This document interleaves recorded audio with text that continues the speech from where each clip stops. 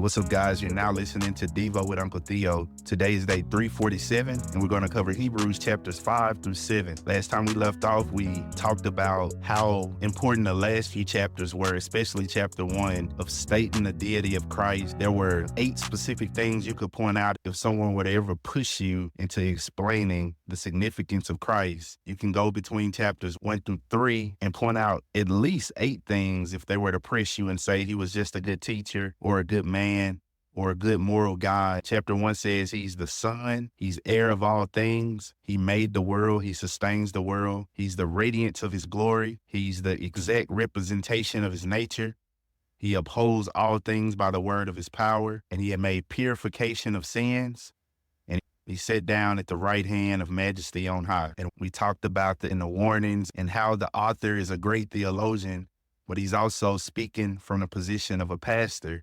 And he'll go on tangents with expositions, and he'll go on tangents with warnings. And in chapter 4, we shifted into his next argument of Jesus' superiority over the sacrificial system. Verses 14 through 16 said, "Therefore, since we have a great high priest who has passed through the heavens, Jesus, the Son of God, let us hold fast our confession. For we do not have a high priest who cannot sympathize with our weaknesses, but one who has been tempted in all things as we are, yet without sin. Therefore, let us draw near with confidence to the throne of grace, so that we may obtain mercy and find grace to help in a time of need." And we enter chapter 5. It says in verse 1, "For every high priest taken from among men is appointed on behalf of men in things pertaining to God, in order to offer both gifts and sacrifices for sins. He can deal gently with the ignorant and misguided, since he himself also is beset with weakness, and because of it he is obligated to offer sacrifices for sin, as for the people and also for himself."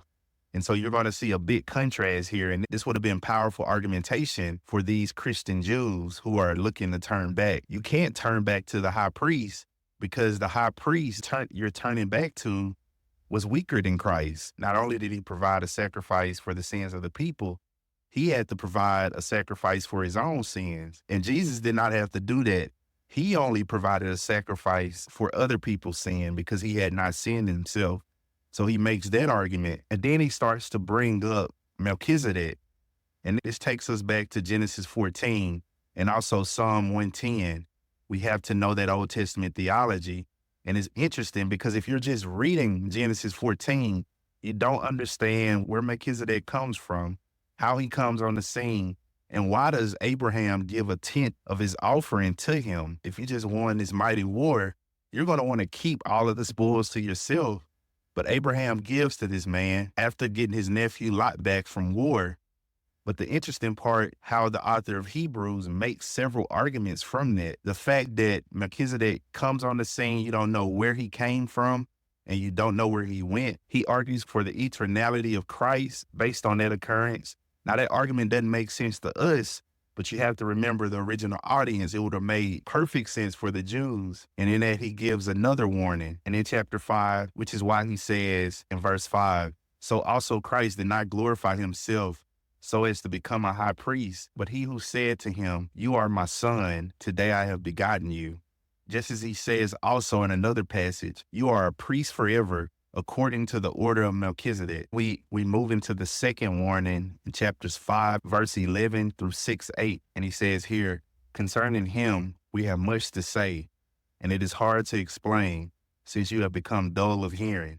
For though by this time you ought to be teachers, you have need again for someone to teach you the elementary principles of the oracles of God, and you have come need of milk and not solid food. Everyone who partakes only of milk is not accustomed to the word of righteousness, for he is an infant. But solid food is for the mature, who because of practice have their senses trained to discern good and evil." So from here we move in this section to the more controversial passages.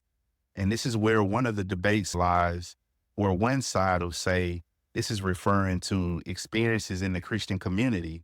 And the other one would say, no, this is Christian language of one who is saved and loses his salvation. And to be honest with you, this debate will never end, because by the language, you can really not differentiate the two. Now, you know me by now, and where I align here, which is this is language, experiential, of one being in a Christian community.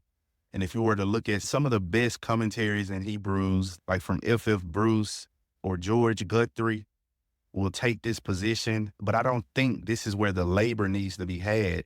The labor needs to take place, and this is a preacher calling these people to not turn back, who doesn't know who's in the audience that's saved and not saved. As we know, everybody in the church is not a part of the church. And so he's preaching, and in the sense, in verse 6, he says, and those who have experienced these things and then have fallen away, it is impossible to renew them again to repentance.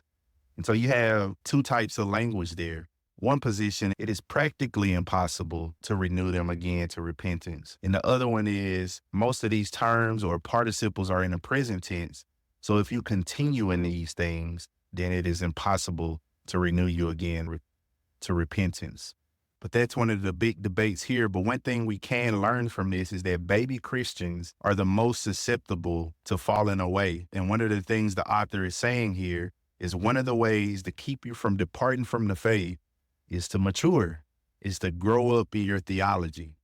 And I think that's where the emphasis needs to be, not on who is right regarding their position, on what experience the author is talking to. And we wrap up here in chapter 7. And he returns to his argument on Melchizedek. Just like a good preacher, he took his tangent. Now he's back to his theology. And he picks up that argument that I was mentioning before in verse 3. Without father, without mother, without genealogy, having neither beginning or days nor end of life, but made like the Son of God, he remains a priest perpetually. And so this argument may not be as meaningful to us as Gentiles, but you have to think about the audience at that time, and it would have been very meaningful to a Jew at that time, a Christian Jew, more specifically, who was considering turning back to his Judaism. And in verse 12, it says, for when the priesthood is changed, a necessity there takes place. And so we get some interesting language here that speaks of the weakness and the uselessness of the law. And these are statements that may make one cringe because you hear Paul saying the law is useful, but he's speaking of the law in a different way. He's speaking of the law regarding its purpose. The author of Hebrews is speaking of the law regarding its insufficiencies. It does not have the ability to impart righteousness to one or save one. And in that, it's utterly useless. Therefore, it must necessitate a change in law because we have a change in priesthood. And for that, verse 22 shows us that Jesus has become the guarantee of a better covenant. And he's able to carry this out. Why? Verse 25, he is able to save forever to the uttermost those who draw near to God through him, since he always lives to make intercession for them. And that's the hope that we have in Jesus Christ. He's able to save us to the uttermost because he ever lives to make intercession for us. Just like we started in chapter 1, he is set down at the right hand of majesty, which means he is Lord and he is God with the same glory of God the Father. And he has the ability to accomplish this all. He upholds the world by the power of his might. He is the Son. He is the radiance of the Father. He is the exact representation. And because of this, we worship Jesus and not merely respect him as a good person of history or leader. Learn well from Hebrews because the theology is immense. And I pray that it nourishes you and sustains you in your Christian walk and journey. Hey.